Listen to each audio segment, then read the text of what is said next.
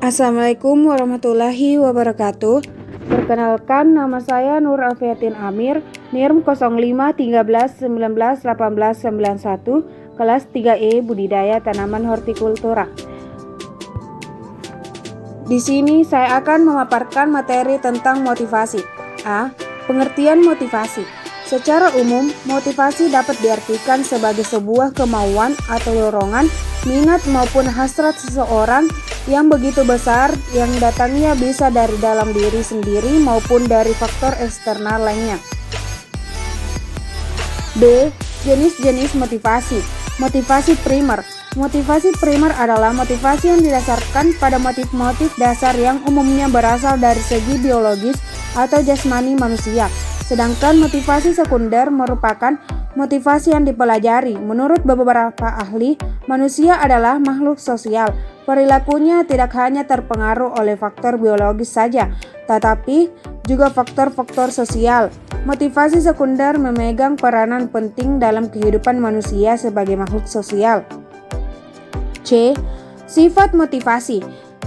Motivasi intrinsik atau motivasi internal merupakan jenis motivasi ini timbul dari dalam diri individu sendiri tanpa adanya paksaan atau dorongan orang lain, tetapi ada dasar kemauan sendiri. Motivasi ini membuat seseorang melakukan sesuatu karena senang melakukannya. Motivasi intrinsik atau motivasi eksternal.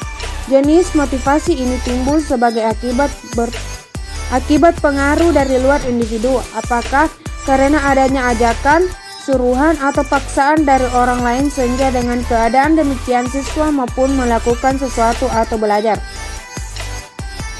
D. Faktor-faktor yang mempengaruhi motivasi, yaitu A. Faktor ekstern, yaitu lingkungan kerja, pemimpin dan kepemimpinannya, tuntutan, perkembangan organisasi atau tugas, dorongan atau bimbingan atasan. B. Faktor intern, yaitu pembawaan individu, tingkat pendidikan, pengalaman masa lampau, dan keinginan atau harapan masa depan. 2. Peluang usaha. A. Pengertian peluang usaha merupakan istilah yang seringkali muncul dalam dunia bisnis. Dalam hal ini, setiap orang memiliki peluang usaha untuk mencapai tujuan tertentu. Peluang usaha terdiri atas dua kata, yaitu peluang dan usaha. Peluang berarti kesempatan dan usaha berarti upaya untuk mencapai tujuan yang diinginkan dengan berbagai daya yang dimiliki. B. Ciri-ciri peluang usaha yaitu memiliki nilai jual. 2. Usaha bukan hanya ambisi pribadi semata dan bersifat nyata. 3. Usaha tersebut mampu bertahan lama di pasar. 4. Tidak menghabiskan modal karena terlalu besar investasinya. 5. Bisa ditingkatkan skalanya menjadi industri. C. Analisa partial. Analisa ini kemudian disebut dengan analisa parsial. Budgeting yang digunakan di dalam mengukur sejumlah perubahan di dalam dunia usaha. Biasanya variabel yang diteliti itu hanya yang memungkinkan pada berubahnya tinggi seperti pada biaya produksi, penerima, serta juga keuntungan. Ini untuk dapat mengukur potensi peningkatan keuntungan serta juga kerugian usaha. D. Analisa komprehensif. Di dalam pengertian peluang usaha, analisa komprehensif tersebut sangat perlu. Analisa ini dilakukan dengan cara menyeluruh sebagai berikut: kelayakan produk. Produk tersebut harus dipastikan untuk memenuhi standar pasar. Apabila ingin menjual pecel kemasan, maka ketahanan gudeg rasa setelah diawetkan serta juga kemasannya tersebut merupakan hal sangat penting. Untuk dilayani pihak, analisa kelayakan produk tersebut penting jika ingin menentukan daya tarik dari calon pelanggan. E. Contoh peluang usaha saat ini. Saat ini, bisnis online merupakan salah satu bisnis usaha yang lagi tren atau populer khususnya di Indonesia. Segala bentuk dari transaksi perjual jasa dan produk secara online di marketplace secara media sosial sudah sangat umum dan tidak dan kita dapat temukan dengan mudah. Hal tersebut merupakan salah satu contoh dari peluang usaha saat ini, yaitu beberapa peluang usaha online saat ini diantaranya menjadi reseller, menjual jasa penulisan artikel, menjadi bloggers, menjadi youtubers, menjual jasa desain grafis, menjual jasa pembuatan website. 3. Perencanaan usaha kecil. A. Judul proposal usaha yaitu Hasil Bakery Lezat. B. Rencana produk. Bakery merupakan kue berukuran kecil yang memiliki cita rasa lezat dan cocok untuk dijadikan sebagai cemilan. C.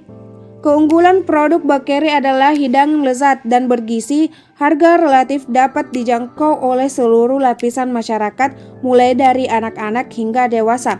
Bakery tersedia dalam berbagai macam pilihan rasa.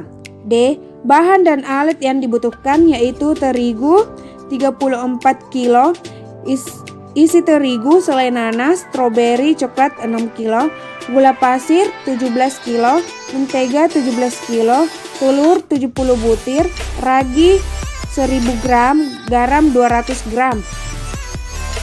E. Proses pembuatan produk yaitu 1. Persiapkan bahan-bahan untuk pembuatan roti seperti tepung terigu, selai, gula pasir, mentega, telur, ragi, dan garam. 2.